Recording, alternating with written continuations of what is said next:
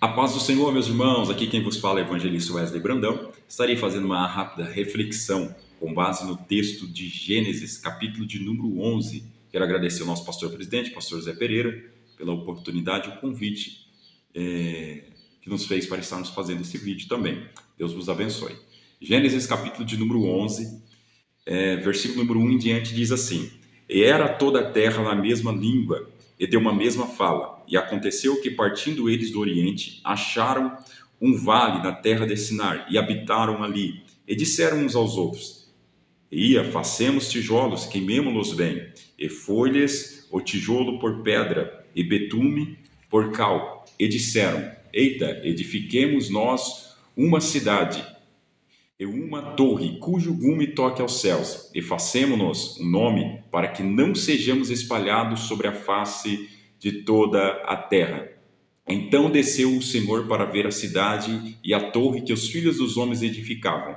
E o Senhor disse: E eis que o povo é um, e todo tem a mesma língua. E isto é o que começamos a fazer, e agora não haverá restrição para tudo o que eles intentar fazer.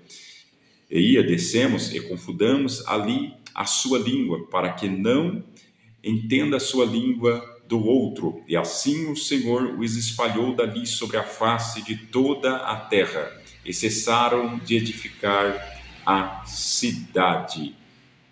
Graças a Deus por essa palavra maravilhosa que se encontra no livro de Gênesis. Gênesis é conhecido também como livro do princípio, do começo, Bereshit, né? E nós podemos observar aqui que Deus, tudo que Deus faz, Deus tem um propósito. Eu costumo dizer que Deus não faz nada por acaso. Deus sempre tem um propósito em tudo que Ele faz.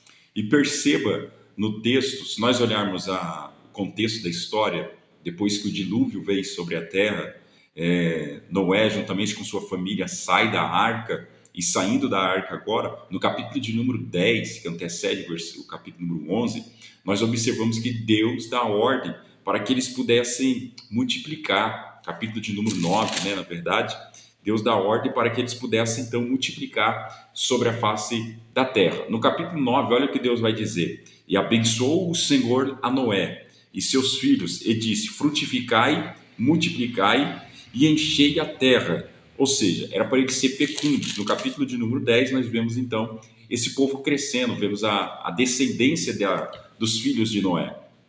Pois bem, só que, porém, no capítulo de número 11, nós vamos observar que esse povo, a ordem do capítulo de número 9 era para que eles pudessem se multiplicar, espalhar e encher a terra. Porém, no capítulo de número 11, nós observamos que eles estão ali, eles falaram entre si, né?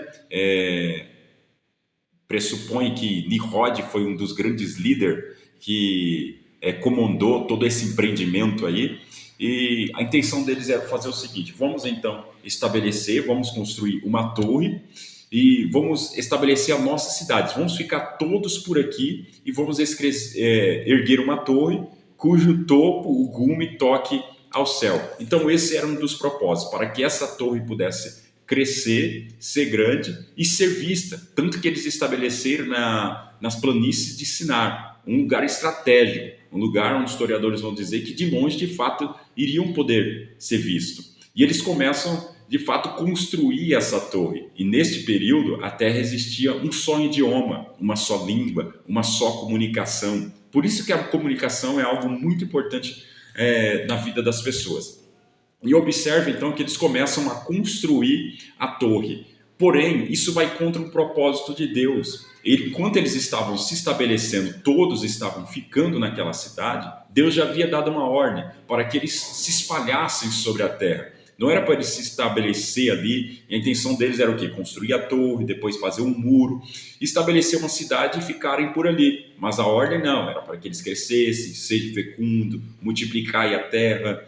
E neste período, observa que Deus então do céu olha, o texto diz: ai, descemos e vamos fazer eles confundir as línguas, porque o empreendimento deles estão alto, eles estão crescendo, e esse não era o propósito de Deus. O propósito de Deus era para que eles se espalhassem.